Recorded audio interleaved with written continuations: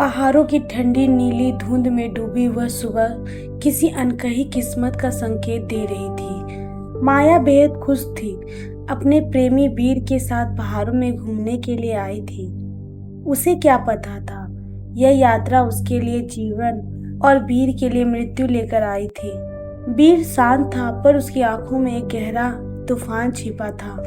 कुछ हफ्तों से माया की तबीयत बिगड़ती जा रही थी। इलाज कराया तो सच्चाई सामने आई। माया के पास बस कुछ ही दिन बचे हैं। डॉक्टर की यह बात वीर के सीने में तीर की तरह उतर गई, लेकिन उसने यह सच माया को नहीं बताया। वह चाहता था कि उसके बचे हुए कुछ दिन दर्द से नहीं, वीर के प्यार की रोशनी में बीते। दोनों पहाड़ों की घुमावदार घाटियों से होते हुए एक जगह पहुंचे जहां धरती का रंग लाल सा चमकता था। माया ने पूछा, ये कैसी जगह है वीर? वीर ने धीमी आवाज से कहा, यह ज्वालामुखी मंदिर है। यहाँ सबकी इच्छाएं पूरी होती है, लेकिन बदले में किसी एक को पवित्र ज्वाला में समर्पण होना होता है। माया ने हंसने की कोशिश की, तुम भी ना, कितनी अजीब बातें करते हो। पर वीर नहीं हंसा। मंदिर के पुजारी ने वीर को देखते ही कहा, जिसे बचाना है वह यही लड़की है ना?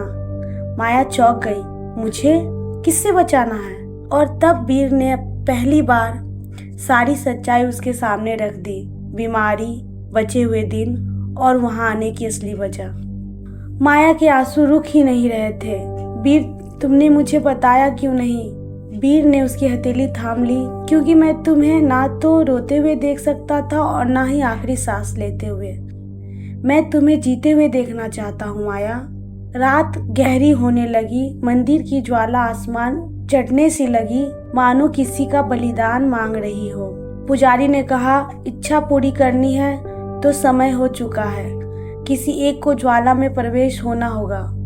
वीर आगे बढ़ने लगा। माया चीख पड़ी, नहीं नहीं वीर, रुको, मैं तुम्हें खो नहीं सकती। वह उसकी ओर दौड़ने लगी, लेकिन तभी वीर के दो आदमी जो चुपचाप साथ आए थे माया को पकड़कर रोक लेते हैं। माया तड़प कर चीख उठती है, उसे मत जाने दो, छोड़ दो मुझे। वीर पीछे मुड़कर आखिरी बार उसे देखता है। आंखों में उसके लिए प्यार और एक मौन विदाई लेकर वह ज्वाला की ओर बढ़ गया।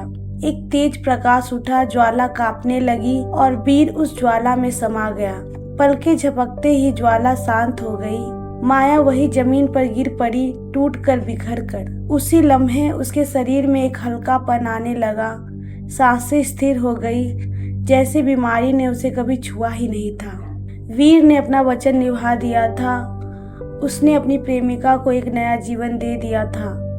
अब माया अकेले रहने लगी, वीर की यादों में खोई हुई, लेकिन उसने अपने शरीर में कुछ बदलाव महसूस किया। जांच हुई तो डॉक्टर ने रिपोर्ट उसके हाथ में दी। वह मां बनने वाली थी। माया का दिल बैठ गया, फिर जोर से धड़क उठा।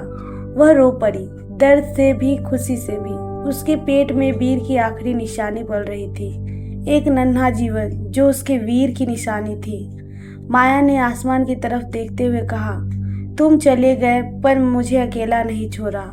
तुम्हारे इस तोहफे को मैं पूरी जिंदगी संभाल कर रखूंगी। वादा रहा।